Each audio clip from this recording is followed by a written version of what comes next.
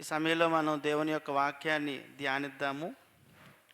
దేవుడు మనల్ని ప్రేమించి ఆయన గ్రంథాన్ని మనకు అనుగ్రహించి అనేకమైన సంగతులను గ్రంథంలో ఉంచి మనల్ని ప్రతిరోజు ఆ గ్రంథం చదవటం ద్వారా, వినటం ద్వారా, ధ్యానించటం ద్వారా మనము ఉన్నతమైన వారిగా ఎదగటానికి ఆయన అవకాశం ఇస్తున్నాడు. పౌలు ప్రయాణం చేస్తుండేటప్పుడు ఒక ప్రాంతానికి ఆయన వెళ్ళినప్పుడు ఆ ప్రాంతంలో ఉన్న పట్టణస్థుల గురించి మాట్లాడుతూ అపోస్తుల కార్యాల గ్రంథంలోని 17వ అధ్యాయంలో వారి గురించి ఇలా చెప్తున్నాడు. 17వ అధ్యాయము 10వ వచనంలో మనం చదివినట్లయితే, వెంటనే సహోదరులు రాత్రివేళ పౌలును శీలను బెర్యోకు పంపించిరి. వారు వచ్చి యూదుల సమాజ మందిరంలో ప్రవేశించిరి. వీరు తెస్సలోనికలో ఉన్న వారి కంటే గనులయ్యుండిరి.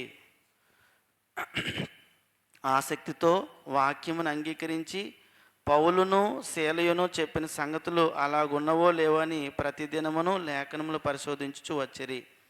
అంటే ఆ పట్టణస్థుల్లో ఉన్న ఆసక్తి ఏంటంటే వారు ప్రతిదినము లేఖనాల్ని పరిశోధిస్తున్నారు. అందుకు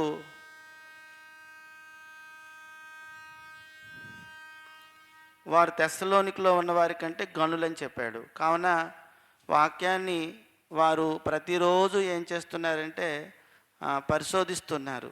పరిశోధించటం అనే ఒక పని చేస్తున్నారు. అందుచేత వారు మిగతా వారి కంటే గనులుగా చెప్పబడ్డారు. కావున దేవుని యొక్క వాక్యము మనం ఎంతగా పరిశోధిస్తూ ఉంటామో మన జీవితంలో అంత మేలు జరుగుతుంది. ఈ లోకంలో ప్రత్యేకంగా క్రైస్తవులకు మాత్రమే, అంటే క్రైస్తవులకి దేవుని యొక్క పుస్తకముగా పిలువబడుతున్న బైబిల్ ఉంది. కావున ప్రతిరోజు వారు బైబిల్ చదువుకునే అవకాశాన్ని చూచి దాన్ని ప్రకారంగా నడుచుకునే భాగ్యాన్ని పొందుకొని ఉన్నారు. అంచేత మనమందరము ఎల్లప్పుడూ కూడా దేవుని యొక్క వాక్యాన్ని చదువుతూ ఉంటే మనలో ఇంకా గొప్ప ఆత్మీయ జీవితాన్ని మనము చూడగలుగుతాము. ఈ సమయంలో మనం నేర్చుకోబోతున్న పాఠం ఏమిటంటే, క్రైస్తవుడు నూతన సృష్టి అనే సంగతిని మనం గమనించాలి. అంటే కొరింథీయులు రాసిన 2వ పత్రికలో 5వ అధ్యాయము 17వ వచనంలో ఉన్న మాటను మనం చదువుకొని 5:17లో, కాగా ఎవడైనను క్రీస్తునందు ఉన్నయల్లా వాడు నూతన సృష్టి. అంటే క్రీస్తు నందు ఉన్నవారు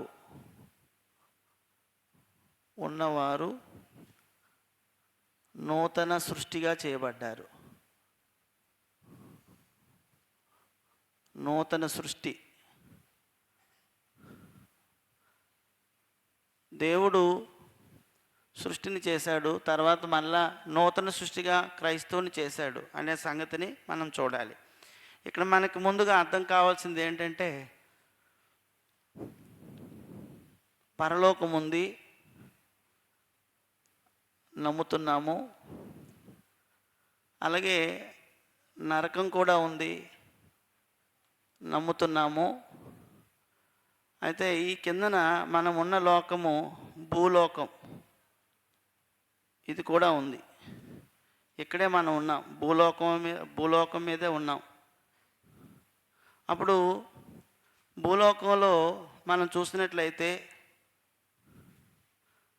2 స్థలాలు, లోకము అనే స్థలం ఉంది, అలాగే సంఘము లేదా చర్చ్ అనేది ఒకటి ఉంది. సంఘం అంటే ఇంగ్లీష్లో చర్చ్ అన్నాడు. చర్చ్ అనేది ఒకటి ఉంది, 2 స్థలాలు. అప్పుడు లోకం అంటే మనుషులు చాలామంది ఇక్కడ ఉన్నారు, చాలామంది ఉన్నారు. అప్పుడు లోకంలోనికి సంఘంలో వచ్చిన వారికి ఈ భూమి మీదకి ఒక ఆయన మధ్యవర్తిగా వచ్చాడు. ఆయన పేరు ఏం పేరంటే యేసు ప్రభువారు, యేసుక్రీస్తు మధ్యలో ఉన్నాడు. అప్పుడు భూలోకంలో ఉన్నవారికి దేవుడిచ్చిన దీవెన ఏంటంటే, ఈ లోకంలో ఉన్నవారికి దేవుడు సువార్తను పంపించాడు. సువార్త, ఈ సువార్త ద్వారా పిలుచుకుంటున్నాడు. సువార్తను వీరికి ఆశీర్వాదంగాను దీవెనగా ఇచ్చాడు. అంటే లోకంలో ఉన్నవారికి ఒకే ఒక ఆశీర్వాదం ఏంటంటే సువార్త. ఈ సువార్తను లోకంలో ఉన్నవారికి ఇస్తున్నాడు. అప్పుడు లోకంలో ఉన్నవారికి ఇవ్వబడిన సువార్తను వారు విని ఒకవేళ అంగీకరించి వారు ఇక్కడి నుంచి ఈ స్థలంలో నుంచి ఈ స్థలంలోకి ఎవరైనా వస్తే ఎలా రావాలి అంటే నీటిలో ముంచబడి రావాలి, బాప్తిజం పొందుకోవాలి. అప్పుడు బాప్తిజం పొందుకొని ఇక్కడికి ఎవరైనా ఒక వ్యక్తి వస్తే కనుక ఇతన్ని ఏమన్నారంటే నూతన సృష్టి అన్నారు. అది ఇతన్ని నూతన సృష్టి అన్నాడు. అంటే ఇక్కడికి వచ్చిన వ్యక్తి నూతన సృష్టి. దీన్ని సంఘం అన్నాము. దీన్నే ఏమన్నాడంటే బైబిల్లో క్రీస్తునందు అన్నాడు. ఇందాక మనం చదివిన విషయం అది. కాబట్టి పరలోకం నుంచి భూమి మీదకి వచ్చిన ప్రభువైన యేసుక్రీస్తు వారిని లోకంలో ఉన్న వ్యక్తి నిజంగా సువార్త విని నా కోసమే యేసు ప్రభు వారు వచ్చారనే సంగతి విని ఆ వ్యక్తి క్రీస్తు యేసునందు పరలోకంలో ఉన్న దేవుని యందు విశ్వాసం ఉంచి బాప్తిజం పొందుకొని సంఘం అనే ఒక స్థలంలోకి వస్తే అతడు ఏమవుతాడంటే నూతన సృష్టిగా చేయబడుతున్నాడు. అది విషయం. అక్కడ అదే అన్నాడు. ఏమన్నాడంటే 17వ వచనంలో, కాగా ఎవడైనను క్రీస్తునందు ఉన్న యెడల వాడు నూతన సృష్టి, పాతవి గతించెను, ఇదిగో క్రొత్తవి ఆయను అన్నాడు. కాబట్టి పాతవి గతించెను, కొత్తవి ఆయన అంటే లోకములో ఉన్న జీవితము గతించిపోయింది, ఇంకా అతను కొత్తవాడైపోయాడు. అది మనం గుర్తుంచుకొని ఇప్పుడు మన పాఠంలోకి వెళ్ళబోతున్నాం. ఇప్పుడు ఈ నూతన సృష్టిలో 3 సంగతులు ఉన్నాయి. నెంబర్ 1 అంటే అక్కడ నూతన సృష్టిలో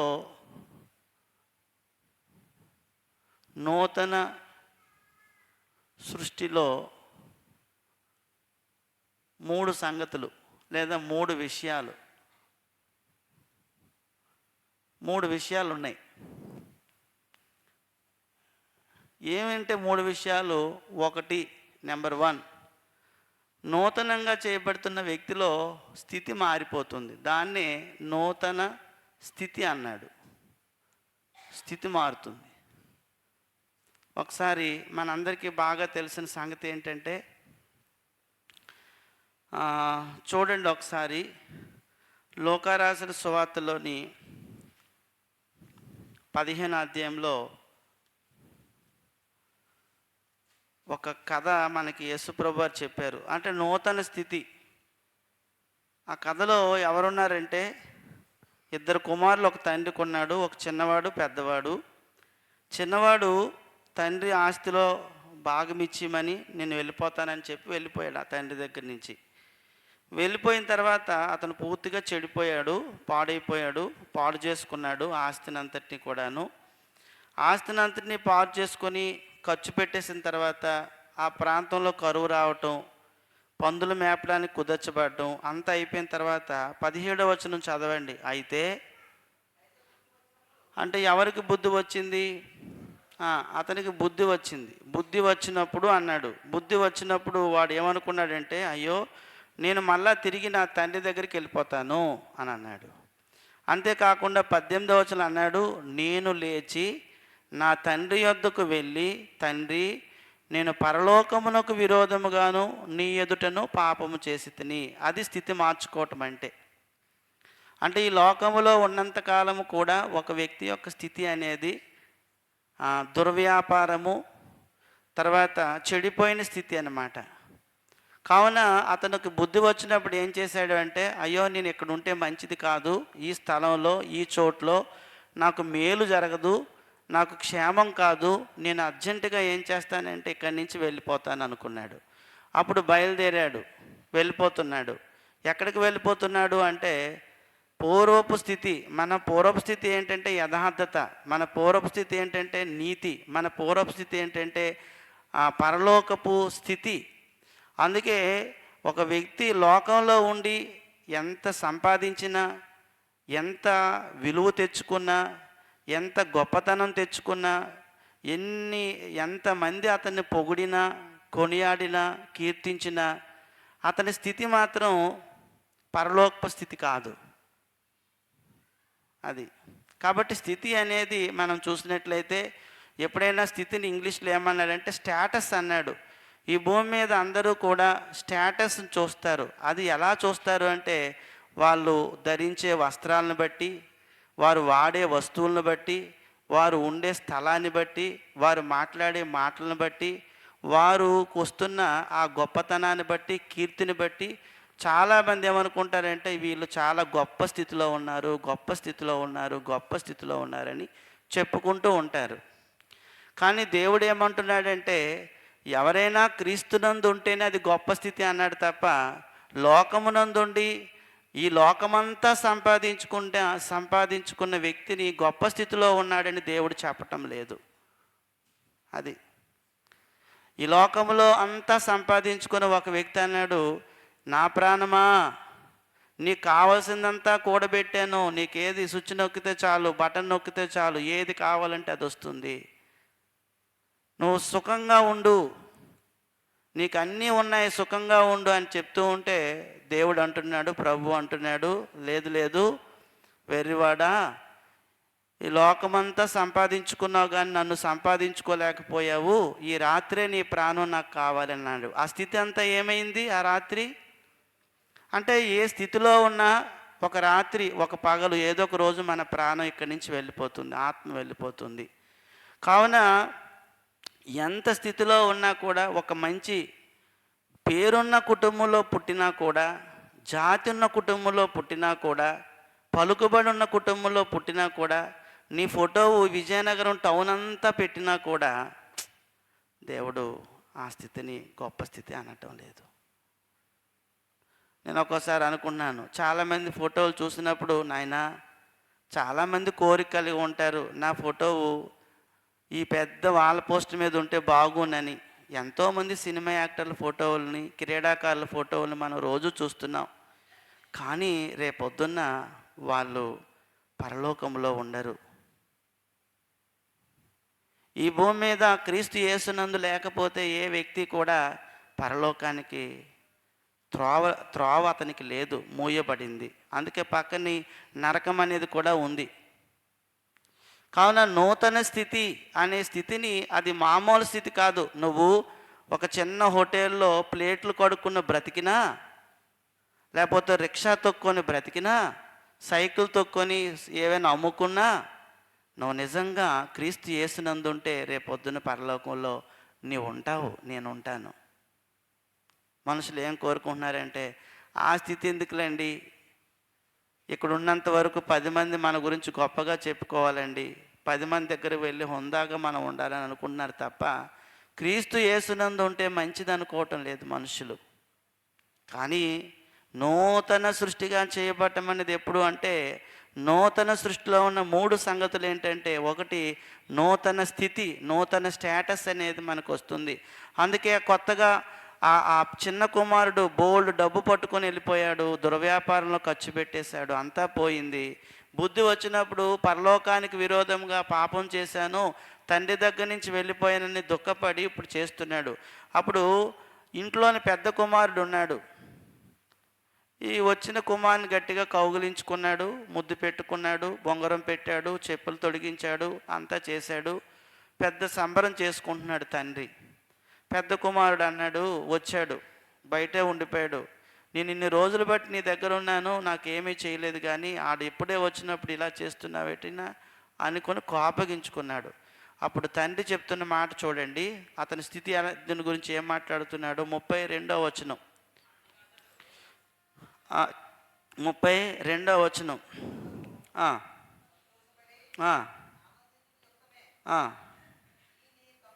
ఈ నీ తమ్ముడు, అదే అండి స్థితి. అంటే నశించిన స్థితి నుంచి విమోచించబడటము. నశించిన స్థితి నుండి విడుదల పొందటం, విమోచించబడితిమి.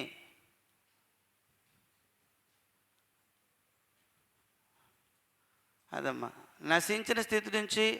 మీ తమ్ముడు ఇంతవరకు దూరంగా ఉన్నాడు, లోకంలో ఉన్నాడు, నశించిపోయాడు. ఇప్పుడే నా దగ్గరకు వచ్చాడు. అప్పుడు దేవుడి దగ్గరకు రావాలంటే ఎవరి ద్వారా రావాలి? యేసుక్రీస్తు ద్వారా రావాలి, అంతే. కాబట్టి నీ తమ్ముడు నశించిన స్థితి నుంచి ఎక్కడికి వచ్చాడు అంటున్నాడంటే, చనిపోయి తిరిగి బ్రతికెను, తప్పిపోయి దొరికినని అతనితో చెప్పాను. ఎవరితో చెప్పాడండి? చిన్న కుమారుడు ఇలా రాగానే పెద్ద కుమారుడితో తండ్రి చెప్తున్నాడు, మీ తమ్ముడు ఇలాగ అయిపోయాడయ్యా, కొత్త స్థితిలోకి వచ్చాడు, నూతన స్థితిలోకి వచ్చాడు. నువ్వు ఎలాగా నూతన స్థితిలోనే ఉన్నావు, కానీ నీ తమ్ముడు చచ్చిపోయి తిరిగి బ్రతికాడు. కావున లోకంలో నుంచి సంఘంలోకి వచ్చిన వ్యక్తి చచ్చిపోయి బ్రతికినవాడు. పాపపు స్థితిలో నుంచి, అంధకారపు స్థితిలో నుంచి బయటకు వచ్చినవాడు సంఘంలోకి వచ్చిన వ్యక్తి. నీ తమ్ముడు నశించిన స్థితి నుంచి విడిపించబడ్డాడు.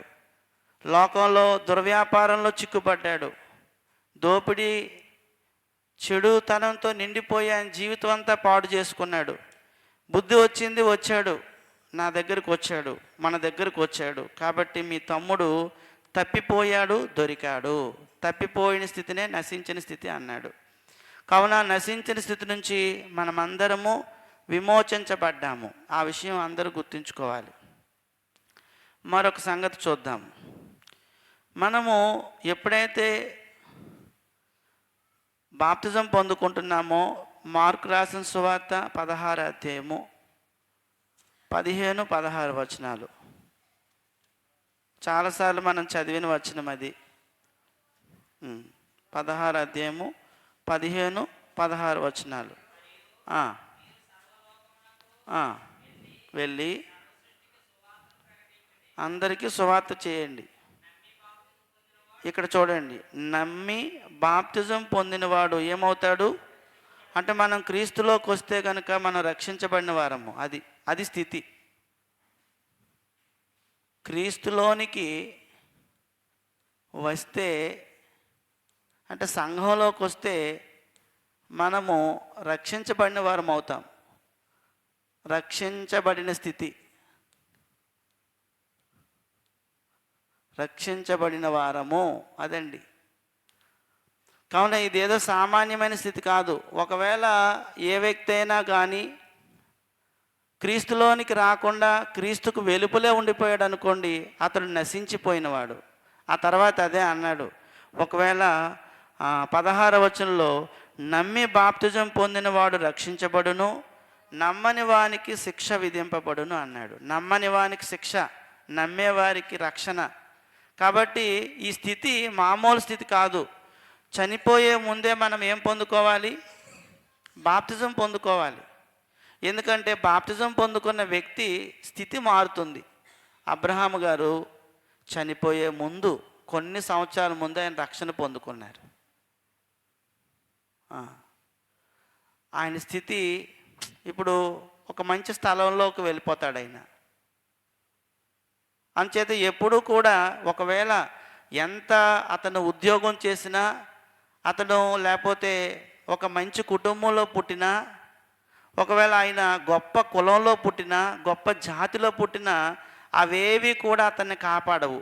ఏది కాపాడిందంటే చివరి దినాల్లో ఆయన రక్షణ పొందుకున్నారు. ఆ రక్షణ ఆయన్ని కాపాడింది. యేసును అంగీకరించారు, విశ్వసించారు. అలా విశ్వసించటం వల్ల అతను రక్షించబడ్డారు, రక్షించిన స్థితిలోనికి వెళ్ళారు. నశించిపోయిన స్థితిలో నుంచి రక్షించబడిన స్థితిలోనికి వెళ్ళటం అనేది గొప్ప భాగ్యం అండి. అది విషయం.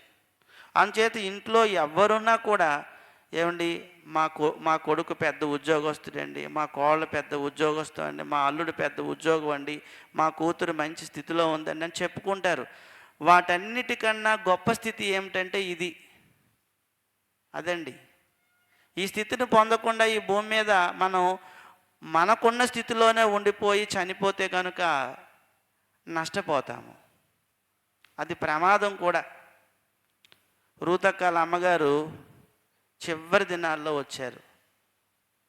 దేవునికి స్తోత్రం. కొంతమంది అలాగ వస్తున్నారు. అలాగే ఆ ఊర్లోని గజపతినార్లో ఈశ్వరమ్మ గారు ఉన్నారు. వాళ్ళ నాన్నగారు మొన్న సడన్గా చనిపోయారు. ఆవిడ ఎంతో ఏడుస్తుంది, మా నాన్నగారు రక్షణ లేకుండా చనిపోయారని. ఏమి లేదో 5 రోజులు 6 రోజులు ఆసుపత్రిలో ఉన్నారు, చనిపోయారు ఆయన. ఏమైనా కానీ రక్షణ లేకుండా ఇంట్లోని ఎవరైనా చనిపోతే అయ్యో గొప్ప స్థితిని పోగొట్టుకున్నారు వాళ్ళు. అందుకు మనకు భారము బాధ్యత ఉంది. మనము ఎంతో భారం కలిగి ప్రార్థన చేయాలి ఆత్మల కోసం. అర్థమైందండి? ఎంతో భారం ఉండాలండి. నాకు అన్నదమ్ములున్నా, అక్క చెల్లెళ్ళున్నా, మామయ్యలున్నా, చిన్నాళ్ళున్నా, పెదనాళ్ళున్నా, వారి రక్షణ కోసం రోజు కన్నీటితో వేకువజాము లేచి ప్రార్థన చేయాలి. ఎందుకంటే చాలా తేలికేం కాదండి. నశించిపోయిన స్థితి అనేది తేలిక కాదు. నరకంలోకి వెళ్తే ఇక్కడ చిన్న సమస్య వస్తే నరకం చూస్తున్నాం అంటున్నాం. ఆ నరకంలోకి వెళ్తే అస్సలు మనకి ఇంకా తప్పించుకోవడానికి కానీ, అక్కడ బ్రతిమాలుకోవడానికి కానీ, ఏడవడానికి కానీ అవకాశం మరి లేదు. అక్కడ మరొక ఛాన్స్ అనేది, స్థితిని మార్చుకునే ఛాన్స్ అనేది లేదు. ఇక్కడే మనం ఒక స్థితిలోంచి ఒక స్థితిలోనికి వెళ్ళగలిగే అవకాశం భూమి మీద ఇచ్చాడు తప్ప, మళ్ళా నువ్వు మరణించిన తర్వాత నీ కోసం ఎవ్వరూ ప్రార్థన చేసిన ప్రార్థన, ఇప్పుడు అబ్రహాం గారి గురించి మనం ఎవరము ప్రార్థన చేసినా అతని గురించి ఏ ప్రార్థన అతనికి దగ్గరికి వెళ్ళదు. కానీ ఎక్కడున్న శుభాలక్ష్మి కోసమో, లేకపోతే వారి కుమార్తె కోసమో, వారి అల్లుడి కోసమో మనం ప్రార్థన చేయవలసిన బాధ్యత ఉంది కాబట్టి ప్రార్థన చేస్తున్నాము. ఆయన లేకపోయినా ఎందుకు ప్రార్థన పెడుతున్నాము అంటే, ఆ కుటుంబస్తులందరూ రక్షించబడాలనే ఉద్దేశంతో వారిని బ్రతిమాలుకొని ప్రార్థన పెడదాం కదండి అని పెట్టించి ఈ మాటలు చెప్పుకుంటున్నాము. అర్థమైందండి? అంచేత ఆ నవీన స్థితిని, ఆ నూతన స్థితిని, ఆ గొప్ప స్థితిని ఈ భూమి మీద ఎవరైనా పొందుకోకపోతే, ధనవంతుడు వేదన పొందే స్థలంలో ఎంత ఏడుస్తున్నాడండి. లోకాసువార్త 16 అధ్యాయంలో కనీసం చిటికిన వేళతో నీళ్లు ఇవ్వమని అడుగుతూ ఉంటే, అబ్రహాముతో అడుగుతూ ఉంటే, అయ్యా ధనవంతుడా, మేము అక్కడికి రావడానికి నువ్వు ఇక్కడికి రావడానికి మధ్యలో ఏముందన్నాడు. ఇంకో స్థితి మార్చడానికి అక్కడ స్థలం లేదు, అక్కడ చోటు లేదు. ఎక్కడైనా ఇక్కడే నిర్ణయం తీసుకోవాలి. వాళ్ళు ఉన్నారు, వీళ్ళు అడ్డు తగులుతున్నారు, వీళ్ళు ఇది చేస్తున్నారు, వాళ్ళు రావద్దు అంటున్నారు, వీళ్ళు చేయొద్దు అంటున్నారు అని చాలామంది బంధువుల మీద కానీ ఇంకా దేని మీదైనా కానీ పెట్టేస్తూ ఉంటారు. స్థితిని మార్చుకోరు. అయ్యో ఈ రాత్రే నీ ప్రాణం తీసుకెళ్ళిపోతే నీ సంగతి, నీ స్థితి ఏమిటి? నీకు తోడు ఎవరు? ఇక్కడ ఎవరో ఒకరు నిన్ను ఎత్తుకుంటారు, లాలిస్తారు, బుజ్జగిస్తారు, కానీ అక్కడ ప్రభు తప్ప ఎవరు లేరు మనకి. అందుచేత ఆ నూతన స్థితిని, నవీన స్థితిని, గొప్ప స్థితిని పొందుకోవడం అంటే, నశించిన స్థితిలో నుంచి ఆ చిన్న కుమారుడు విమోచించబడ్డాడు. బాప్తిజం పొందుకున్న వారందరూ, లోకంలో ఉన్నవందరూ క్రీస్తులోనికి వస్తే కనుక వారు రక్షించబడిన స్థితిలోనికి వచ్చేసారు. ఏమండి? రక్షించబడిన స్థితిలోనికి వచ్చారు. కావున ప్రియ సహోదరి సహోదరులారా, అందుకే మనమందరము గమనిద్దాం. ఈరోజు మనమందరము కూడా అట్టి గొప్ప భాగ్యాన్ని పొందుకొని ఆనందిస్తున్నాం. 2వ అధ్యాయం అపోస్తుల కార్యాలు చూడండి ఒకసారి, 37, 38. వారు అంటే ఎవరు? భక్తిగల యూదులు. ఈ మాట విని, ఏ మాట విన్నారంటే పేతురు చెప్పిన మాటలు విని హృదయములో నొచ్చుకొని, సహోదరులారా మేమేమి చేయాలి అని పేతుర్ని, కడమ అపోస్తులను అడుగగా, 38 పేతురు, మీరు మారు మనస్సు పొంది పాపక్షమాపణ నిమిత్తము ప్రతివాడు యేసుక్రీస్తు నామమున బాప్తిజం పొందుడి, అప్పుడు మీరు పరిశుద్ధాత్మనే వరము పొందుతారు. అప్పుడు 39, ఈ వాగ్దానము మీకును మీ పిల్లలకును దూరస్తులందరికీ అనగా ప్రభు అయిన మన దేవుడు తన యొద్దకు పిలిచిన వారికి అందరికీ చెందునని వారితో చెప్పాను. కావున ఇది అందరికీ చెందుతుంది. ఈ స్థితిలోనికి రావడానికి అదే ప్రాసెస్. విని విశ్వాసం ఉంచి మనస్సు మార్చుకొని పాపక్షమాపణ నిమిత్తం ప్రతి ఒక్కరూ నీటిలో ముంచబడితే స్థితి మారిపోతుంది అంతే. దానికి ఏమీ ఖర్చు పెట్టవసరం లేదు. నూతన స్థితిలోకి వెళ్ళాలంటే అది ప్రాసెస్ అంతే. దీనికి ఏమీ డబ్బులు ఖర్చు అవ్వు. అది చెప్పాడు. వింటున్నాం కానివ్వండి, మాకు చాలామంది వింటున్నాము కానివ్వండి అంటే విన్న తర్వాత ఒబే అవ్వాలి, విధేయత చూపించాలి అంతే. నాయన ఇంత గొప్ప నూతన స్థితిలోనికి నేను వచ్చేస్తానని అనుకోవాలి అంతే అంతే. అది గమనించండి. కావున స్థితిని మార్చుకునే అవకాశం ఎక్కడుందండి? ఏ లోకంలో ఉంది? భూలోకంలో ఉంది. నేను మరొక 2 లోకాలు ఇక్కడ వేస్తున్నాను చూడండి. అంటే ఇక్కడ ఇంకొక లోకం ఈ పక్కన వేస్తున్నాను. అక్కడ 2 స్థలాలు ఉన్నాయి.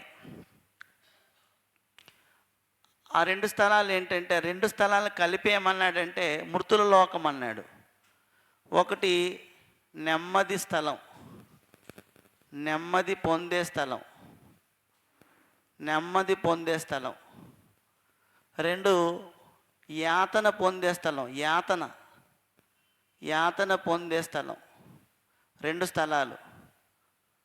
అప్పుడు ఈ రెండింటినీ కలిపి ఒక లోకం అన్నారు. ఏ లోకం అన్నారంటే మృతుల లోకము. ఎందుకన్నారు మృతుల లోకం అని అంటే చనిపోయిన వారందరూ ఇక్కడికి వెళ్తారు. ఇప్పుడు అబ్రహాం గారు ఏ స్థలంలో ఉండుంటారు? కృపానంద్ చెప్తున్నాడు నెమ్మది పొందే స్థలంలో ఉంటారని. అంటే ఇప్పుడు నూతనంగా చేయబడిన వ్యక్తులందరూ కూడా జాగ్రత్తగా బ్రతికితే ఇక్కడి నుంచి ఈ స్థలంలోకి వెళ్ళిపోతారు. ఇక్కడి నుంచి ఎక్కడికి వెళ్తారు? తీర్పు అయిన తర్వాత పరలోకానికి వెళ్తారు అంతే. ఇది డైరెక్షన్. అది అంటే ఇక్కడి నుంచి ఇక్కడికి వెళ్ళి ఈ మధ్యలో ఒకటి ఉంది. ఏముందంటే తీర్పు ఉంది అంతే. తీర్పు జరిగిన తర్వాత పరలోకానికి వెళ్ళిపోతారు. కానీ లోకంలో ఉండి నూతన సృష్టిగా చేయబడకపోతే ఈ లోకంలో ఉన్న వ్యక్తులందరి యొక్క స్థలం ఏంటంటే ఇక్కడికి వస్తారు, ఇక్కడ ఉంటారు యేసుప్రభు వచ్చినంత వరకును.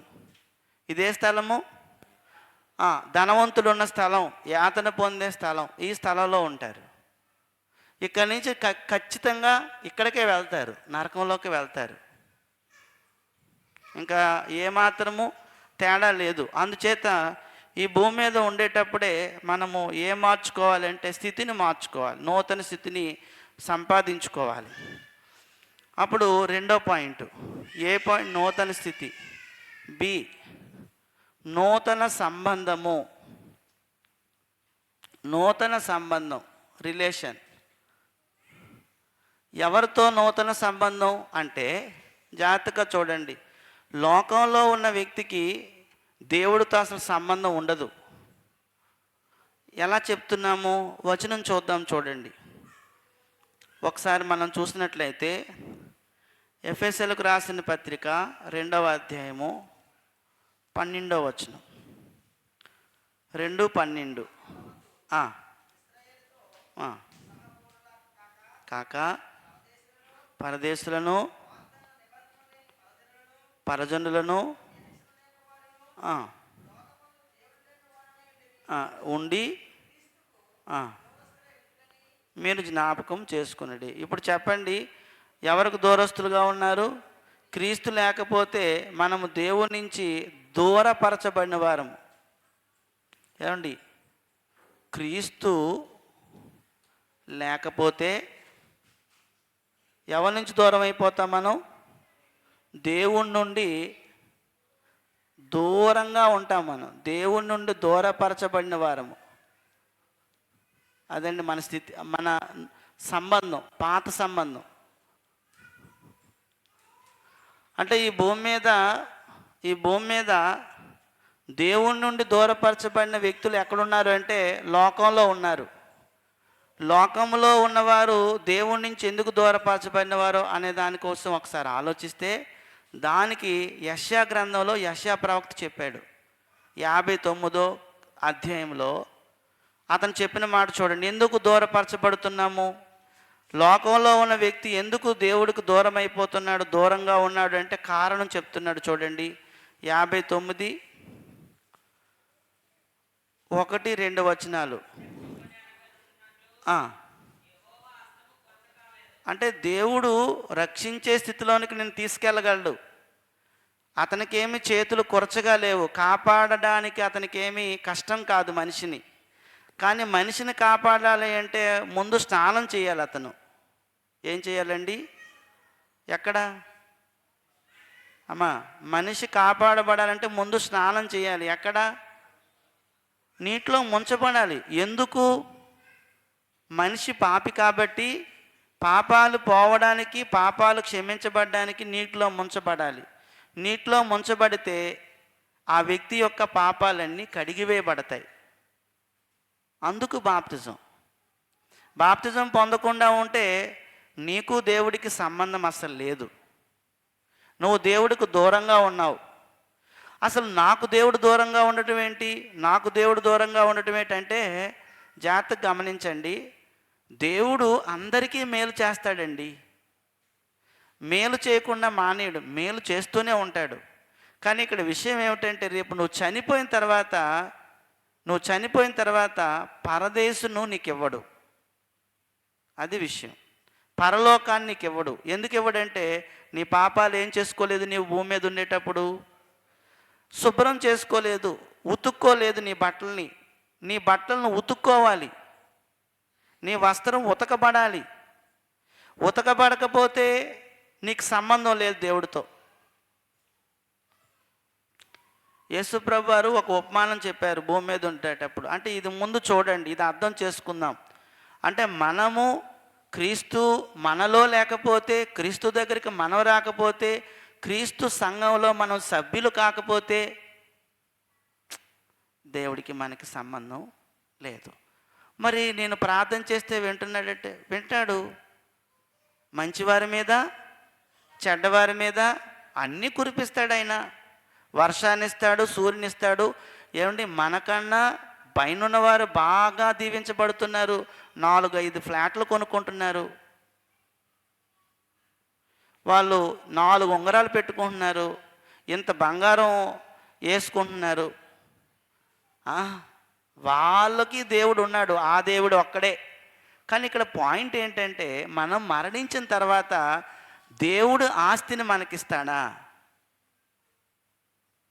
భూమి మీద నువ్వు కష్టపడిన దాన్ని బట్టి భూమి మీద ఏదైనా సంపాదించుకునే అవకాశం దేవుడు నీకు ఇస్తున్నాడు, సంపాదించుకో. కానీ మరణించిన తర్వాత మాత్రం స్థితి మాత్రం మార్చుకోకపోయినా, నూతన సంబంధాన్ని కలిగి ఉండకపోయినా ప్రమాదంలో మళ్ళా పడిపోతాం మనం. అది విషయం. కావున నూతన సంబంధం ఏర్పడాలి అంటే అక్కడ చెప్తున్నాడు, రక్షింపనేరకు ఉన్నట్లు యెహోవా హస్తం కొరచ కాలేదు, విననేరకు ఉన్నట్లు ఆయన చెవులు మందం కాలేదు, మీ దోషములు మీకును మీ దేవునికి అడ్డముగా వచ్చేస్తున్నాయి. అది విషయం. అందుకు మీ పాపాలైన ముఖమును మీకు మరుగుపరిచెను. కాబట్టి దేవుని ముఖాన్ని దర్శించాలంటే ఎవరికి సాధ్యం చెప్పండి అమ్మా? దేవుని ముఖాన్ని ఎవరు దర్శించగలరు?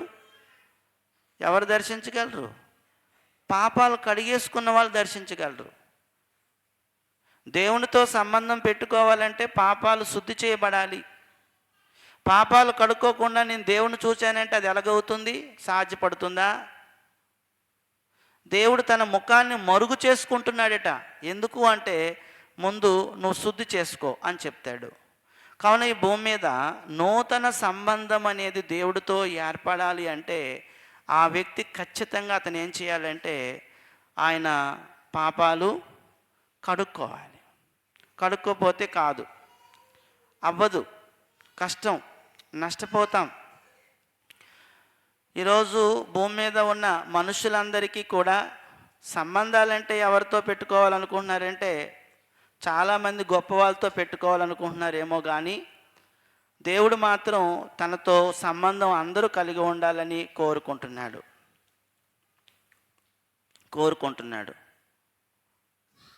కావున ప్రతి మనుషుడు, ఒకసారి చూడండి మత్తయి రాసిన సువార్త 22వ అధ్యాయం.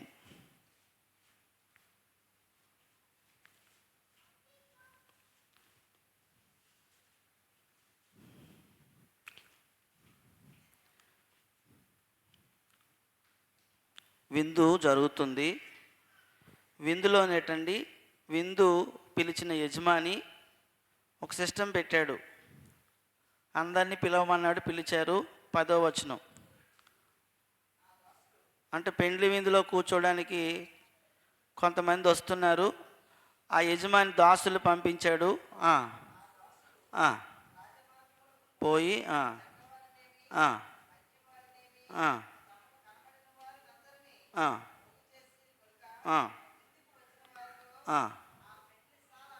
అబ్బా, పెండ్లిసాల ఎలాగుంది, నిండిపోయింది కదా అందరితో నిండి. అప్పుడు భోజనాలు అవుతున్నాయి. రాజుగారు వచ్చి చూస్తున్నారు ఎవరెవరు భోజనం చేస్తున్నారు.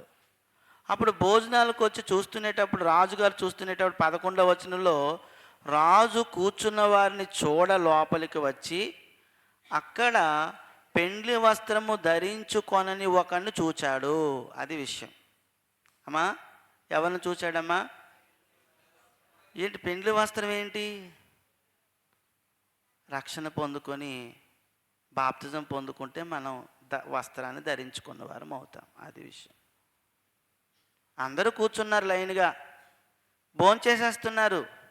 అప్పుడు రాజుగారు చూడడానికి వెళ్ళారు, ఇందులో ఎవరెవరు ఉన్నారు, అందరూ కరెక్ట్గా ఉన్నారా లేదని చూస్తే పెండ్లి వస్త్రము ధరించుకొని ఒకరిని చూచి 12వ వచనం, స్నేహితుడా, పెండ్లి వస్త్రం లేక ఇక్కడికి ఎలాగొచ్చావు అసలు నువ్వు? చాలామంది అంటున్నారు, పర్వాలేదులేండి. ఇక్కడ పర్వాలేదు, కానీ రాజుగారి దగ్గరికి వెళ్ళేటప్పుడు అది ఆలస్యం చేసేదేమీ కాదు, నూతన సంబంధం. రాజుగారు అంటున్నారు, స్నేహితుడా, అసలు పెండి వస్త్రం లేకుండా ఈ లోపలికి ఎలాగొచ్చావు? ఎందుకంటే ఆల్రెడీగా రాజుగారు ఏం చేశారు తెలుసా అండి, బయట ఒక పెద్ద కుండి ఏర్పాటు చేశారు. అంతేకాదు, రాజుగారి దగ్గర చాలామంది భటులు ఉంటారు. వాళ్ళందరూ వస్త్రాలు ఇలా పట్టుకొని ఉన్నారు. అక్కడ స్నానం చేసి బట్టలు వేసుకొని ద్వారం ఉంటుంది, ద్వారం గుండా లోపలికి వెళ్ళి భోజనంలో కూర్చోవాలి. అది ప్రాసెస్. అప్పుడు అడుగుతున్నాడు, స్నేహితుడా, పెండ్లి వస్త్రం లేక ఇక్కడికి ఎలాగ వచ్చితమని అడుగుగా వాడు మౌని అయి ఉండెను. అంతటి రాజు వీని కాళ్ళు చేతులు కట్టి వెలుపటి చీకటిలోనికి త్రోసివేయడు. అంటే ఎక్కడ తోసివేయమన్నాడు? అల్లగో అక్కడికి. అంతే. రాజు చాలా మంచోడండి. రాజు ఎంతో కనికరం గలవాడు భూమి మీద ఉండేటప్పుడు. చనిపోయిన తర్వాత మాత్రం మళ్ళీ అతని దగ్గర కనికరం ఉండదు. ఆ తర్వాత అవకాశం లేదు, మళ్ళా సంబంధం పెట్టుకునే అవకాశం లేదు. అప్పుడు ఎంత జాగ్రత్తగా ఉండాలో చూడండి. ఇప్పుడు రాజు కాళ్ళు చేతులు కట్టేయండి, అతనికి ఆ వెలుపటి చీకటిలోని పడేయండి, త్రోసేయండి, అక్కడ ఏడ్పును పండ్లు కొరుకుటి ఉన్నని పరిచారకులతో చెప్పాడు. ప్రియ సహోదరి సహోదరులారా, అలాంటి పరిస్థితి మనకు రాకూడదు. మనం నూతన సంబంధం కలిగిన వారము, నూతన స్థితిని పొందుకున్న వారము. కాబట్టి నూతన స్థితి, నూతన సంబంధము నూతన సృష్టిలో ఉంది. అంత గొప్ప సృష్టి అది. అదేదో సామాన్యమైనది కాదు. బాప్తిజం అంటే కొంతమంది ఏదో మునిగి వచ్చాడు అనుకుంటున్నారు. కాదు, అది గొప్ప స్థితిలోకి వచ్చేస్తాం. మనం దేవుని కుమారులని పిలువబడుతున్నాం ఈ భూమి మీద. మన సంఘంలో ఉన్న వారికి అందరికీ అర్థం కావాలి. ఎవ్వరము కూడా అర్థం చేసుకోలేని వారుగా ఉండకూడదు సుమా. చనిపోయినంత వరకు కూడా ఆ నూతన స్థితిలోనే కొనసాగాలి, ఆ నూతన సంబంధంతోనే కొనసాగాలి. పాత సంబంధాలు మళ్ళీ పెట్టుకోకూడదు. అది విషయం. ఏమండి, పాత సంబంధాన్ని కలిగి ఉండకూడదు. అందుకే చెప్తున్నాడు, క్రీస్తు లేని యెడల మనం దేవుడి నుంచి దూరపరచబడిపోయాము. కాబట్టి ప్రతి ఒక్కరి జీవితంలో క్రీస్తు ఉండాలి, క్రీస్తు లేకుండా ఉండకూడదు. క్రీస్తు ఫోటో ఉండటం కాదు, మళ్ళా సిలువ ఉండటం కాదు. అర్థమైంది? క్రీస్తు ఉండాలి. ఎక్కడ ఉండాలి తెలుసా? నీ హృదయంలో ఉండాలి. హృదయం అనే తలుపు దగ్గర ఉండి కొడుతున్నాడు కదా, హృదయంలోకి రా, నాలో ఉండు. ఆ హృదయంలో ఉండాలి. అప్పుడు దేవుడితో నాకు, నాతో దేవుడికి సంబంధం ప్రారంభించబడుతుంది. కాబట్టి నూతన సంబంధము అనే సంగతిని మనం చూస్తున్నాము. ఒకసారి మనం చూసినట్లయితే మరొక వచనం చూద్దాము. కొలస్సీ పత్రికలో 1వ అధ్యాయం చూడండి. అద్భుతమైన మాట చెప్పాడు. 1వ అధ్యాయము అంటే క్రైస్తవులముగా మనము ఎవరితో ఎప్పుడైతే సంఘంలోకి చేర్చబడ్డామో, బాప్తిజం పొందుకున్నామో, ఏమండి, ఆ బాప్తిజం పొందుకున్న ప్రతి ఒక్కరము కూడా ఏం చేయబడ్డామో 18వ వచనం నుంచి 23వ వచనం వరకు అద్భుతంగా వివరించాడు. నేను చదువుతున్నాను చూడండి. సంఘము అను శరీరమునకు ఆయనే శిరస్సు. ఆయన అంటే ఎవరు? యేసు ప్రభువారు. ఆయనకు అన్నిట్లో ప్రాముఖ్యము కలుగు నిమిత్తము ఆయన ఆది అయ్యుండి మృతుల్లో నుండి లేచుట్లో ఆది సంభూతుడయ్యాడు. 19వ వచనం, ఆయన యందు సర్వసంపూర్ణత నివసింపవలననియు ఆయన శిలువ రక్తము చేత సంధి చేసి ఆయన ద్వారా సమస్తమును, అవి భూలోకమందున్నవైనను పరలోకమందున్నవైనను, వాటిని అన్నిటినీ ఆయన ద్వారా తనతో సమాధాన పరుచుకొనవలననియు తండ్రికి అభీష్టమాయను. కోరిక, అది తండ్రి కోరిక. ఎవరి ద్వారా? ప్రభువారి ద్వారా. ప్రభువారి ద్వారానే అందరూ సమాధానపరచబడాలి. ఇక్కడ మనం దూరపరచబడిన వారందరూ కూడా మళ్ళా తిరిగి సమాధానపరచబడుతున్నారు. అది సంబంధం, నూతన సంబంధం. అప్పుడు దేని చేత అన్నాడు అంటే, ఇక్కడ ఒక మాట అన్నాడు చూడండి, శిలువ రక్తము చేత సంధి చేస్తున్నాడు. అంటే ఒకప్పుడు లోకంలో ఉండేటప్పుడు మనము ఇలా తిరిగి ఉన్నాం, ఆయన వైపు లేము, ఇలా ఇటువైపు తిరిగి ఉన్నాం. దేవుడు ఇటువైపు ఉన్నాడు. అప్పుడు మీ ఇద్దరి మధ్య మన మధ్య ఏం లేదు, సంబంధం లేదు. కానీ ఇప్పుడు ఇద్దరూ ఒకవైపు తిరుగుతున్నారు. ఈ ఇద్దరికి మధ్య సంబంధం ఏర్పడుతుంది. అంటే లేనప్పుడు ఉన్నప్పుడు ఈ ఇద్దరి మధ్య సమాధానం ఎవరు చేస్తున్నారంటే రక్తం చేస్తుంది. ఏ రక్తము? శిలువ రక్తము. అంటే యేసు ప్రభు వారి యొక్క రక్తము ఈ భూమి మీద ఉన్న ఒక మనిషిని దేవునితో సమాధానపరుస్తుంది. దేవుడు, నరుడు, అదండి. ఒకప్పుడు ఈ నరుడు ఒకరితో కలిసి ఉండేవాడు. ఎవరైనా అతను లోకాధికారి. ఎవరు లోకాధికారి? ఆ సాతాను.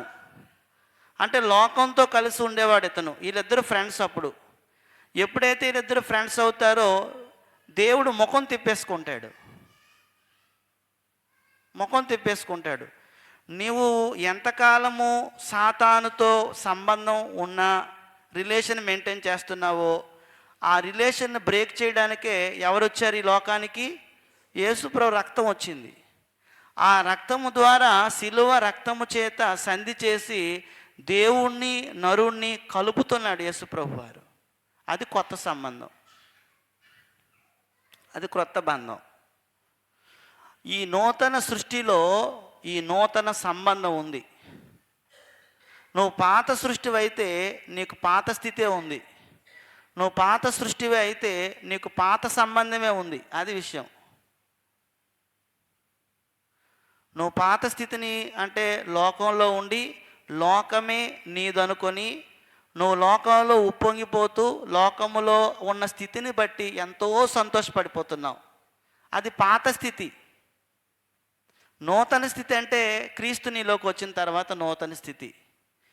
అందుచేత దేవుని నుండి దూరపరచబడిన వారు సాతానుకు దగ్గరగా ఉన్నారు. సాతానుతో సంబంధం ఉంది. క్రీస్తు యేసు శిలువ రక్తము చేత మనుషులందరినీ దేవుడితోని సంబంధము ఏర్పాటు చేయాలనేది దేవుని యొక్క అభీష్టమైంది. అభీష్టం అంటే అభీష్టం అన్నాడు కదండి, చూడండి అక్కడ, అభీష్టమాయను. అభీష్టం అంటే ఆ కోరిక. అది ఎప్పుడు కూడా క్రీస్తును బాగా ప్రేమించాలి. అందుకే క్రీస్తు మన కొరకు చాలా చేశాడండి. మనము దేవునితో సమాధానపరచబడిన వారం. క్రైస్తవులుగా మనం ఇప్పుడు మనము ఎవరితో సంబంధం పెట్టుకున్నాము? దేవునితో ఏం చేయబడ్డాము? సమాధాన పరచబడ్డాము. అదండి, సమాధానము అనేది చాలా గొప్పది. అది క్రైస్తవుడంటే దేవుడితో సమాధాన పడినవాడు, దేవునితో సంబంధం ఏర్పాటు చేసుకున్నవాడు క్రైస్తవుడంటే. అంచేత క్రీస్తు లేకపోతే దేవుని నుండి దూరపరచబడ్డాము. క్రీస్తును కలిగి ఉంటే, క్రైస్తవులం అయితే కనుక మనం దేవునితో సమాధానపరచబడ్డాము. ఇది నూతన సంబంధం. అందుకే ఒకసారి చూడండి, అక్కడ అన్నాడు 21, మరియు గత కాలమందు దేవునికి దూరస్తులను మీ చెడ్డ క్రియల వలన మీ మనస్సులో విరోధభావము గలవారునై ఉండిన మిమ్మును కూడా తన సన్నిధిని పరిశుద్ధులుగాను నిర్దోషులుగాను నిరపరాధులుగాను నిలువబెట్టుటకు ఆయన మాంసయుక్తమైన దేహమందు మరణం వలన ఇప్పుడు మిమ్మను సమాధానపరిచాడు. అది అందుకు యేసు ప్రభువారు మరణించవలసి వచ్చింది. మనల్ని పరిశుద్ధులుగా చేయాలని, నిర్దోషులుగా చేయాలని, నిరపరాధులుగా చేయాలని. ఈ సంబంధం పరిశుద్ధులతోనే దేవుడికి సంబంధం ఉంటుంది, నిరపరాధులుగా ఉంటేనే దేవుడికి సంబంధం ఉంటుంది, నిష్కలంకులుగా ఉంటేనే దేవుడికి సంబంధం ఉంటుంది. ఒకవేళ ఒకప్పుడు మనం లోకంతో ఉండేటప్పుడు మనం అపవిత్రులం, అపరాధులము, కలంకం గలవారం. ఎందుకంటే ఈడు మంచోడు కాదు, లోకాధికారి. నువ్వు ఎప్పుడు కలంకంగా బ్రతికితేనే లోకం కూడా ఇష్టపడుతుందండి. నీకు ఒక్క భార్య అయినా 2, 3 ఉంటే మంచిది అంటుంది. నీవు ఇలా మంచిగా ఉంటావంటే త్రాగితేనే మంచిది అంటుంది లోకం. లోకాధికారి నిన్ను అపవిత్రపరుస్తున్నాడు, లోకం నిన్ను అపవిత్రపరుస్తుంది. లోకంతో ఎంతకాలం మనం సంబంధం కలిగి ఉన్నామో అంతకాలం కూడా దేవునికి దూరంగానే బ్రతుకుతున్నాము. అదండి, తలకు స్నానం చేసి మంచి 100 రూపాయల సబ్బుతో స్నానం చేసేసినా ఈ హృదయం మాత్రం కడగాలన్నా, ఈ మనస్సాక్షిని కడగాలన్నా, ఈ ప్రపంచంలో అన్ని సబ్బులు తీసుకొచ్చి ఒకేసారి ఒంటి మీద వేసినా కూడా హృదయం మాత్రం శుద్ధి చేయబడదు, మనస్సాక్షి శుద్ధి చేయబడదు. నీ మనస్సాక్షిని నిర్దోషమైన మనస్సాక్షిగా చేయటానికి శిలువ రక్తం అనేది కావాలి. నువ్వు దేవునితో సంబంధము ఏర్పాటు చేసుకోవడానికి నువ్వు నూతన సృష్టిగా చేయబడ్డావు. సామాన్యమైనది కాదండి. అందుచేత ఆలోచించండి ప్రియులారా, నూతన సృష్టి అంటే తేలికైంది కాదు. దేవుడు ఈ సృష్టి అంతా చేయటానికి ఏమాత్రం అండి, కలుగునుగాక అంటే అంతా వచ్చేసింది. కానీ మనల్ని నూతనంగా చేయటానికి సాక్షాత్తు తన ఏకైక కుమారుని పంపించాడు. ఆ సృష్టిలో ఎంత గొప్పతనం ఉందో చూడండి. ప్రభువాన్నే సమర్పించేశాడు ఆయన.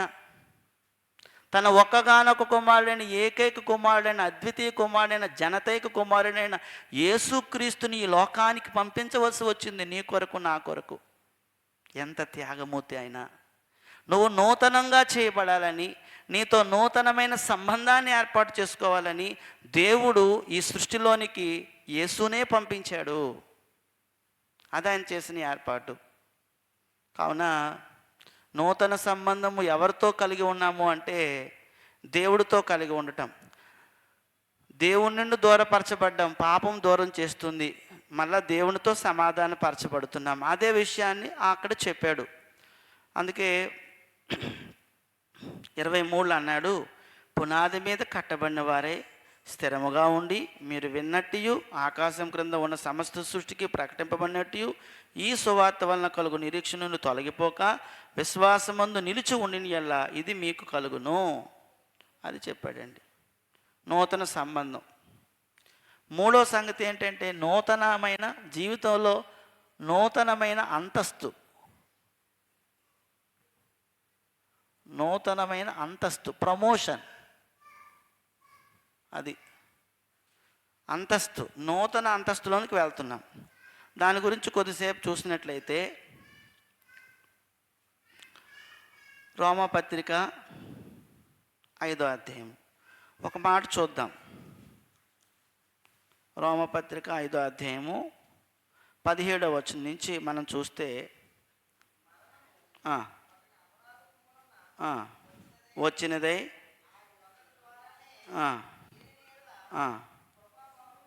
కృపా బాహుళ్యమును నీతిదానమును పొందువారు జీవము గలవారే. చూడండి, జీవము గలవారే అన్నాడు.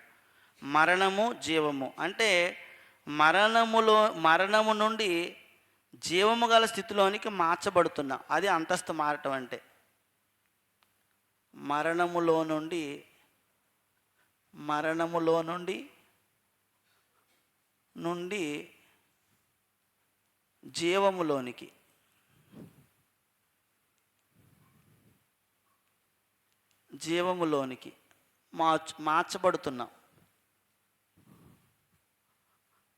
మార్చబడుతున్నాము అంటే మామూలుగా సులువుగా అర్థం అవడం కోసం మరణం అంటే ఏదో కాదు. ఉదాహరణకి మరణపు లక్షణం ఏంటంటే ద్వేషించుట అనేది మరణ లక్షణం. జీవం అంటే ప్రేమించుట, అది అంతస్తు. ప్రేమించుట అంతే. మనం గత వారం ఆదివారం నాడు చెప్పుకున్నాం కదండి, అపోస్తలుడైన పౌలు ఆయన మనుషుల్ని ఎంతో ద్వేషించి అపోస్తల కార్యాలు 9:1-2 చదివారు కదా. ఏం చేస్తున్నాడు ఆయన? హింసిస్తున్నాడు, హత్య చేస్తున్నాడు. హింసించడం, హత్య చేయటం అనేది మరణము. ఆ తర్వాత ఏం చేశాడంటే ఆయన అదే మనిషి మారిపోయి ఇప్పుడు ఏం చేయడం మొదలు పెడుతున్నాడంటే ప్రేమించడం మొదలుపెట్టాడు. అలాగ అంతస్తు మారిపోయింది అయింది. కేవలం యేసుక్రీస్తులోనికి వస్తే మాత్రమే అట్టి మరణములో నుంచి జీవంలోనికి మనం దాటుతున్నాము. అది విషయం అండి. కాబట్టి మరణం అంటే దేవుడికి మనకి సంబంధం లేదు. జీవం అంటే దేవుడితో మళ్ళా అంటుకట్టబడ్డాము. మరణం అంటే ద్వేషించే స్వభావంలో నుంచి ఇప్పుడు ఏ స్వభావంలోకి వచ్చేసాం మనమంటే ప్రేమించటంలోకి వచ్చేసాం. ఈ రెండు ఈక్వల్ కాదు, రెండు వేరు వేరు. ఇదొక అంతస్తు, ఇదొక అంతస్తు. ఈ అంతస్తులో నుంచి ఇక అంతస్తులోకి ఎందుకు వెళ్ళాము అంటే ఇగో ఇలా చేయబడ్డం వల్ల, నూతన సృష్టిగా చేయబడ్డాం కాబట్టి.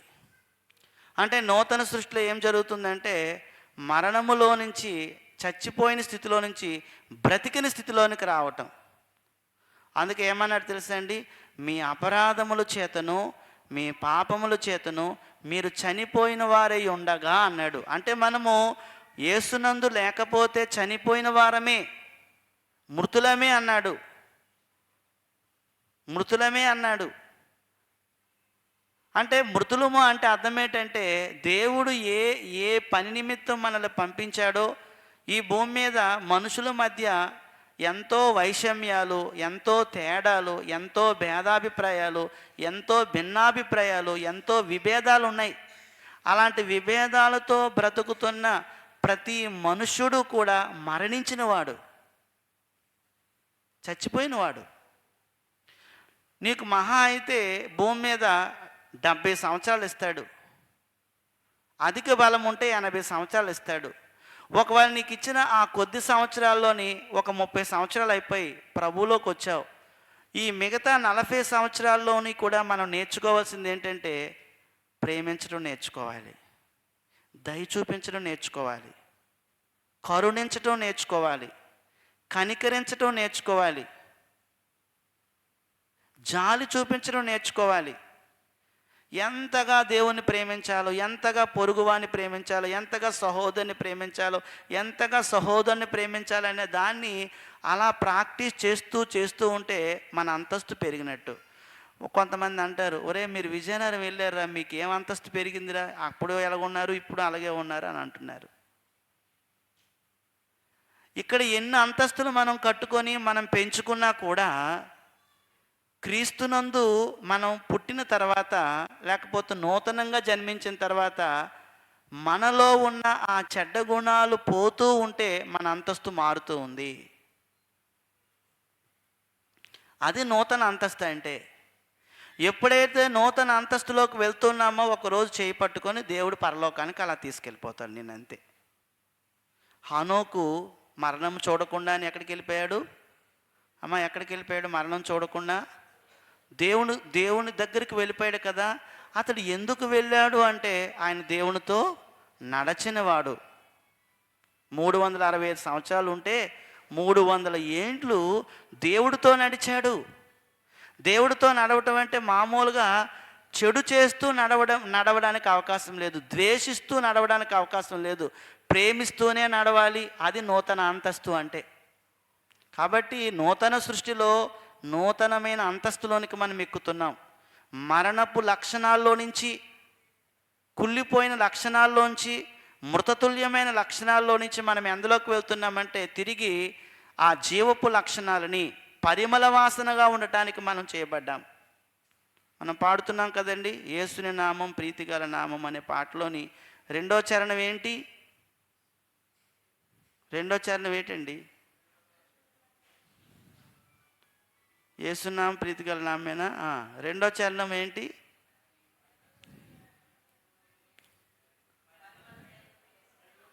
పరిమళ తైలము యేసుని నామము, భూమిలో సువాసన. అంటే భూమిలోని నన్ను ఎందుకు పుట్టించుకున్నాడంటే, నేను ఈ కాలనీలో ఉండి ఈ పక్కన్న వాళ్ళకి ఆ పక్క ఉన్న వాళ్ళకి చెడు వాసనగా ఉండకూడదు. అది అంతస్తు మారటం అంటే. నేను ఉండే రూమ్లో సెంటు కొట్టుకుంటున్నాను, నేను ఉండే రూమ్లో రూమ్ ఫ్రెషనర్ వాడుకుంటున్నాను, నేను కూడా చెమట అది కొట్టకుండా మొత్తం అంతా ఒళ్ళంతటికి ఏదో మంచి సెంటు కొట్టుకొని రాసుకుంటున్నాను. నా పక్క నుంచి వెళ్ళిన వారందరికీ ఆ సువాసన అనేది కొట్టినంత మాత్రాన మన అంతస్తు ఏమీ మారలే. నాలో ఉన్న మరణ లక్షణం అనేది ధర్మశాస్త్రంలోనే చెప్పబడింది. ఏమని? పొరుగువానిది ఏది కూడా మనకొద్దు. మనకెందుకు పొరుగువానిది? మనకే బోల్డ్ అంత ఇస్తుంటే దేవుడు.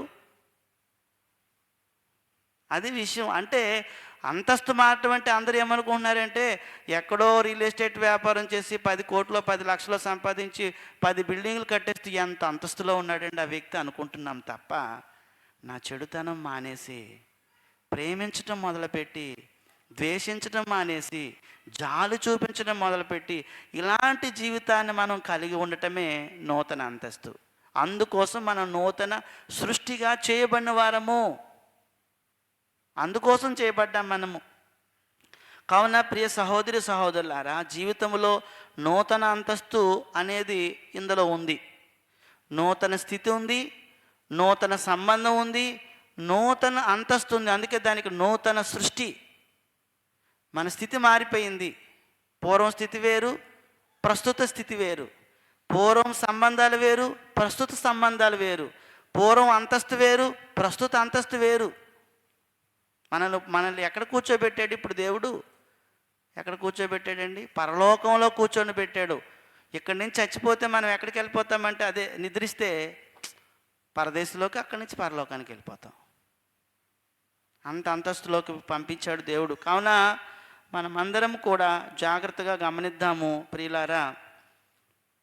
అక్కడే మనం 6వ అధ్యాయము రోమాపత్రిక 2 మాటలు ఉన్నాయి చూడండి. 6వ అధ్యాయము 11వ వచనం.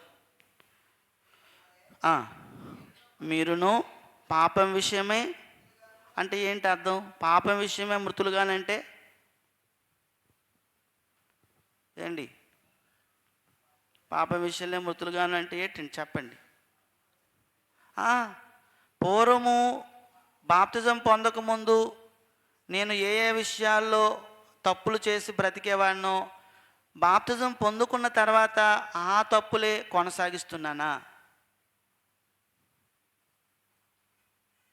సహోదరులు మన మధ్యలో ఉన్నారు. విజయమోహన్ గారు ఎన్ని సంవత్సరాలు బట్టి చేస్తున్నారండి బ్రదరు మీరు జాబు అక్కడ బార్డర్లోని 20 23 అండి? 23 ఇయర్స్ బట్టి చేస్తున్నారు. నాకు ఫోటో చూపించారండి. మామూలు మొన్న 2 రోజుల క్రితం చూసాము ఇక్కడికి వచ్చినప్పుడు. వాళ్ళు టిఫిన్ చేసినప్పుడు కూడా అక్కడ బ్రాందీ అవన్నీ పెట్టుకొని అది త్రాగుతూ టిఫిన్ చేస్తారు. కానీ ఆయన జాగ్రత్తగా వాటిని ఏమీ అంటుకోకుండా ముట్టుకోకుండా, అతనికి ఇచ్చింది ఏంటండి, ఎవరికో ఇచ్చేస్తారట నేను క్రైస్తవుణ్ణి అని. అదండి జీవితం అంటే.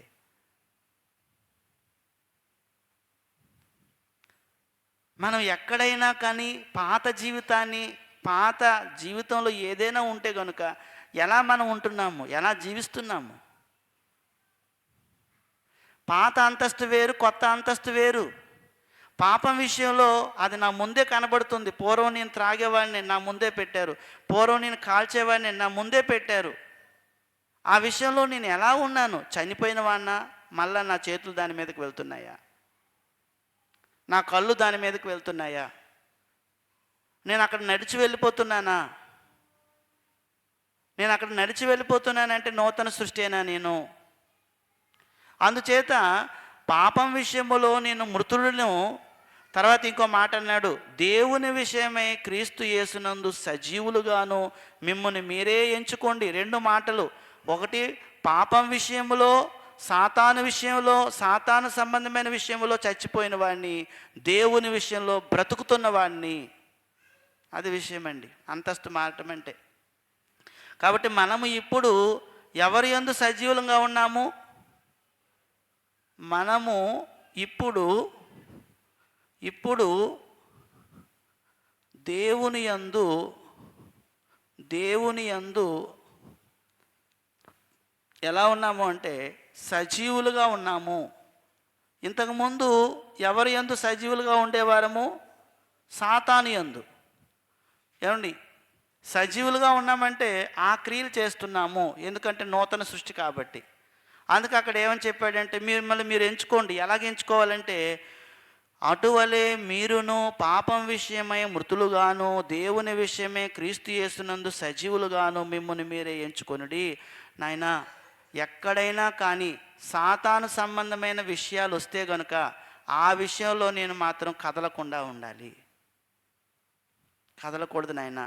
నా చేతులు వాటి మీదకి వెళ్ళకూడదు నాయనా. నా కళ్ళు వాటి మీదకి వెళ్ళకూడదు నాయనా. నా కాళ్ళు అక్కడికి నడవకూడదు నాయనా. నేను నూతనంగా చేయబడిన సృష్టిని. అంతస్తు మారిపోయింది, నా అంతస్తు వేరు. అదండి అంతస్తు.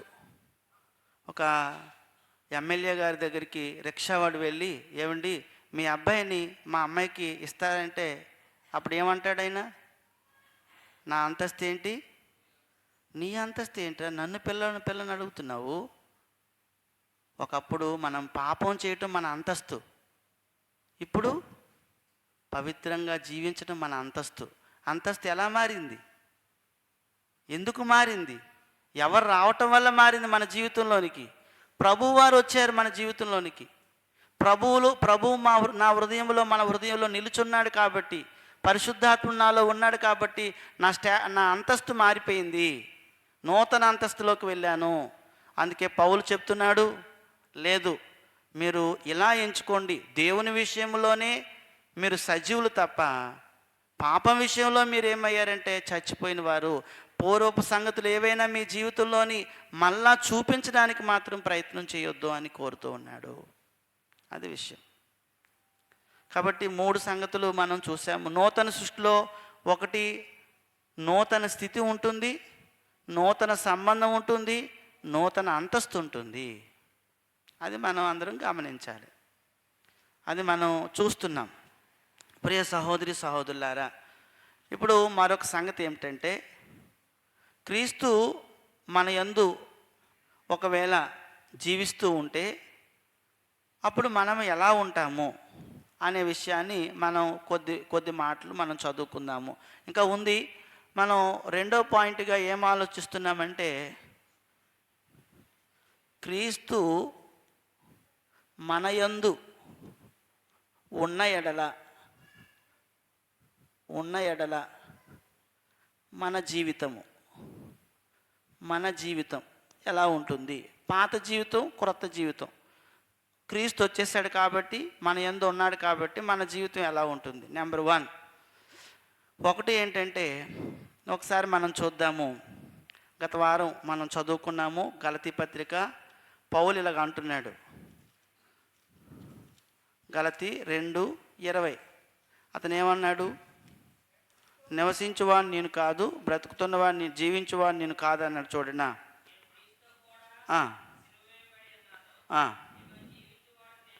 మరి ఎవరు జీవిస్తున్నారు? అది చెప్పాడు. క్రీస్తే నా యందు జీవిస్తున్నాడు. నేనిప్పుడు శరీరమందు జీవించున్న జీవితము నన్ను ప్రేమించి నా కొరకు తన్ను తాను అప్పగించుకున్న దేవుని కుమారుని యందు విశ్వాసం వల్ల జీవించున్నా. అంటే పౌలు ఎవరి కోసం జీవిస్తున్నాడు? యేసు ప్రభు వారి కోసం జీవిస్తున్నాడు, దేవుని కొరకు జీవిస్తున్నాడు. అప్పుడు మన జీవితంలో కూడా ఎవరు కనబడాలి? అంతే. నెంబర్ 1, మన జీవితంలో నూతనంగా చేయబడిన వ్యక్తిలోని క్రీస్తు కనబడవలెను. క్రీస్తు కనబడాలి, యేసు ప్రభువారు కనబడాలి. అంటే యేసుక్రీస్తు ప్రభువారు కనబడేటట్లుగా మనం జీవించాలి. అది నూతన సృష్టిలో జీవితం. ఒకసారి యాకోబు రాసిన పత్రికలో 2వ అధ్యాయము, అంటే అక్కడ ఒక సందర్భాన్ని చెప్పాడు చూడండి. క్రియల ద్వారా కనబడతాడని 14వ వచనం నుంచి.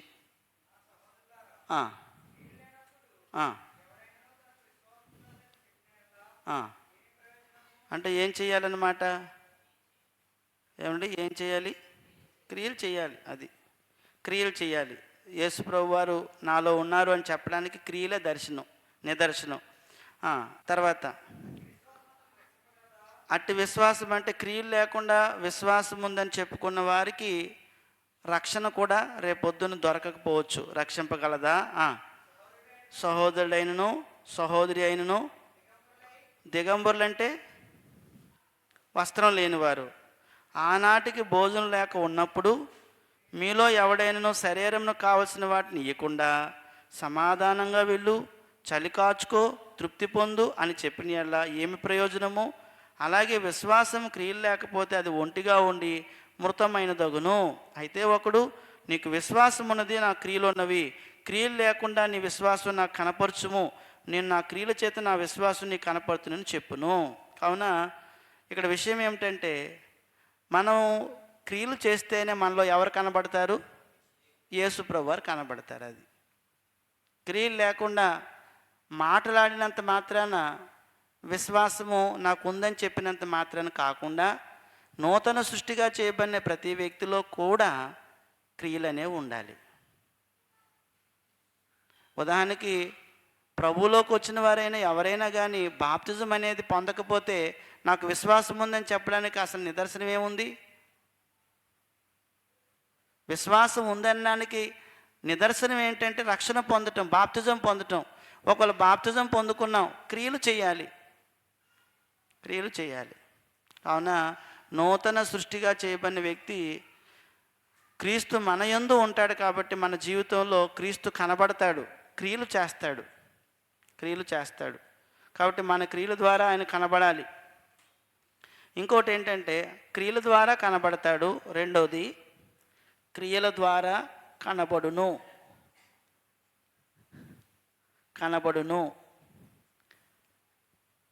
రెండోది, మూడోది, ప్రేమ ద్వారా నూతన సృష్టిగా మనం కనబడతాం. ఒకసారి చదువుదాము.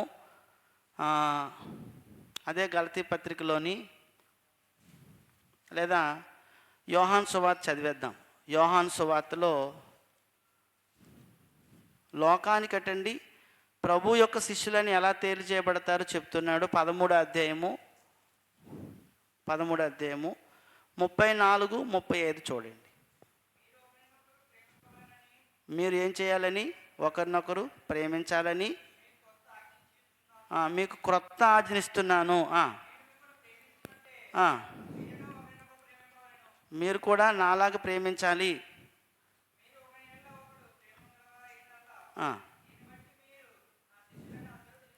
అదండి, యేసుప్రభు శిష్యులని లోకమంతటికి మనము కనబడాలి అంటే మనం చేయవలసిన పని ఏమిటి అని చెప్తున్నాడంటే, నేను మిమ్మల్ని ఎలాగైతే ప్రేమించి నా ప్రాణమే పెట్టేశానో మీరు కూడా ఒకరి ఎడల ఒకరు ప్రేమ కలిగి ఉంటే అప్పుడు మీరు ఎవరి శిష్యులని తెలియజేయబడతారు? నా శిష్యులని తెలియజేయబడతారు. మీరు నూతన సృష్టిని తెలియజేయబడతారు. కాబట్టి ఈ లోకంలో చాలామంది ద్వేషిస్తారు, కానీ నా శిష్యుడు ఏం చేస్తాడంటే ప్రేమిస్తాడు. అదే విషయం, ప్రేమిస్తాడు. కాబట్టి ప్రేమ ద్వారా తెలియచేయచ్చు. క్రీస్తు మన యందు జీవిస్తున్నాడనే సంగతి దేని ద్వారా చెప్పొచ్చు అంటే, క్రీస్తు కనబడాలి, క్రియల ద్వారా కనబడాలి, ప్రేమ ద్వారా కనబడాలి. ఇంకోటి ఏంటంటే విధేయత ద్వారా కనబడాలి. 4, విధేయత ద్వారా విధేయత చూపించాలి. అప్పుడు నూతన సృష్టిగా చేయబడిన వారమని. మన జీవితంలో క్రీస్తు కనబడతాడు, క్రియల ద్వారా కనబడతాడు. అదే యోహాను సువార్తలోని కొన్ని వచనాలు చదువుదాం. 14వ అధ్యాయము 15వ వచనం. మీరంటే ఎవరు? శిష్యులు. నన్ను ప్రేమించిన ఎడల ఏం చేస్తారు? గైకొంటారు అన్నాడండి. గైకొండం అంటే పాటిస్తారు, అనుసరిస్తారు. జీవితంలో నేను ఆజ్ఞలు ఇచ్చానో అవి ఖచ్చితంగా మీ జీవితం ద్వారా చూపిస్తారు, జీవించి చూపిస్తారు. కాబట్టి ఇక్కడ ఏమంటున్నాడంటే, మీరు నన్ను ప్రేమించిన ఎడల నా ఆజ్ఞలను గైకొందురు.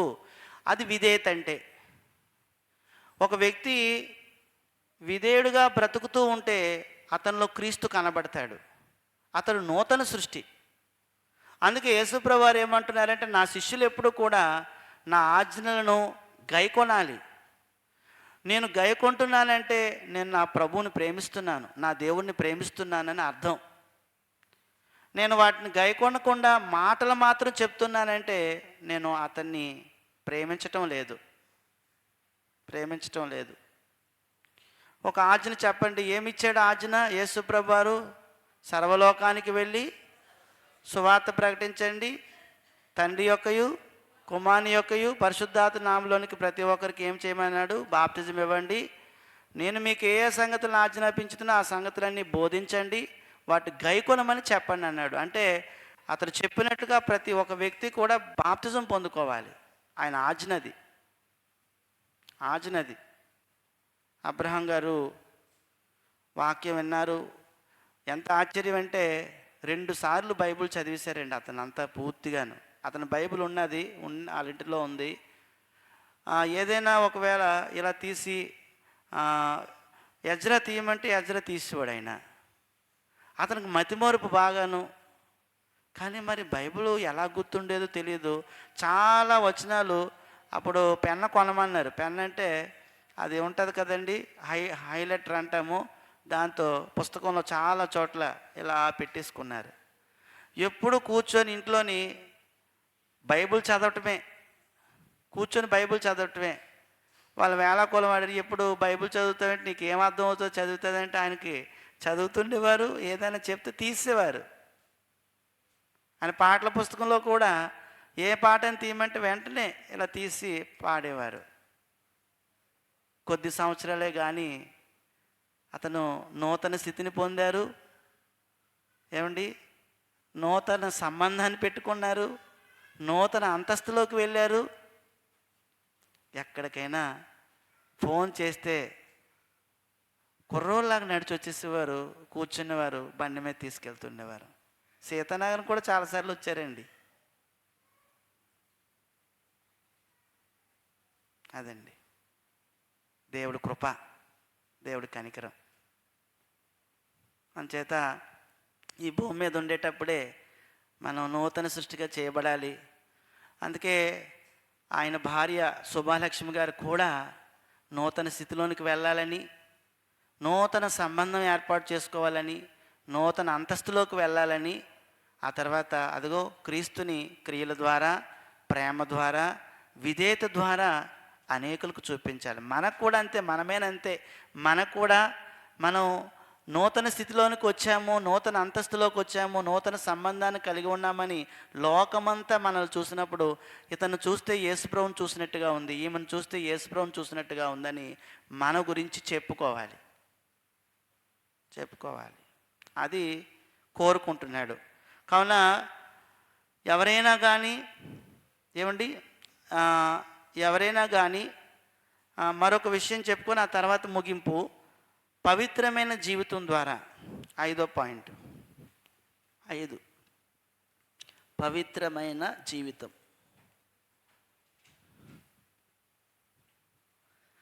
జీవితము ద్వారా, పవిత్రమైన జీవితం ద్వారా. దీనికి ఒక వచనం చదువుకొని మనం ముందుకు, అపోస్తుల కార్యాల గ్రంథము 15వ అధ్యాయము 9వ వచనం.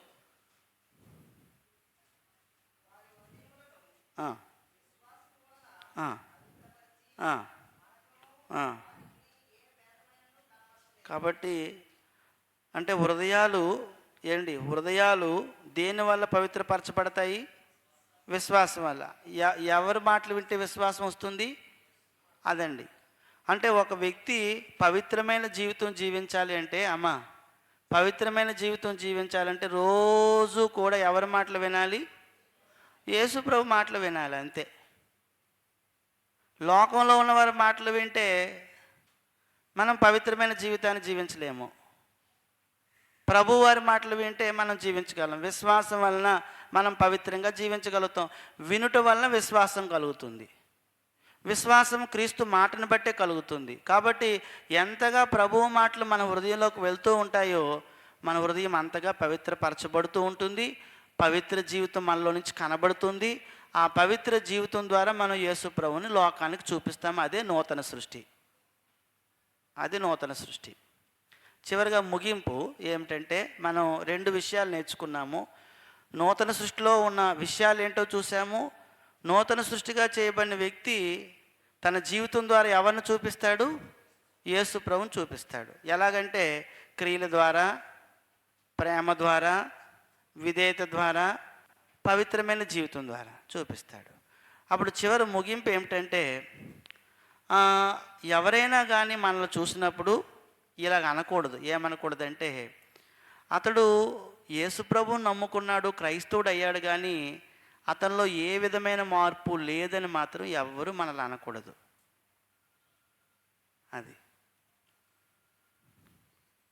అదండి. మనల్ని ఎవరైనా, మన ఇంట్లో అమ్మైనా, ఏమరా నువ్వు మారావు, కానీ ఏం మారావురా, నీ జీవితం ఏం మారిందని అనకూడదు. నువ్వు బాప్తిజం తీసుకున్నావు, ఏం మారావు అని తల్లి అనకూడదు.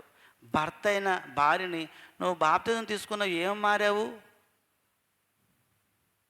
భార్య భర్తని, నువ్వేం మారావయ్యా, బాప్తిజం తీసుకున్నావు కానీ ఏం ప్రయోజనం అని మాత్రం లోకము కానీ ఎవరి దగ్గర అలాంటి సాక్ష్యం పొందకూడదు. మనం బాప్తిజం పొందిన నేను చుట్టుపక్కల ఉన్నవారు అందరి చేత ఇతను క్రైస్తవుడు అయిన తర్వాత ఎంతో మార్పు చెందాడు అని సాక్ష్యం పొందాలి.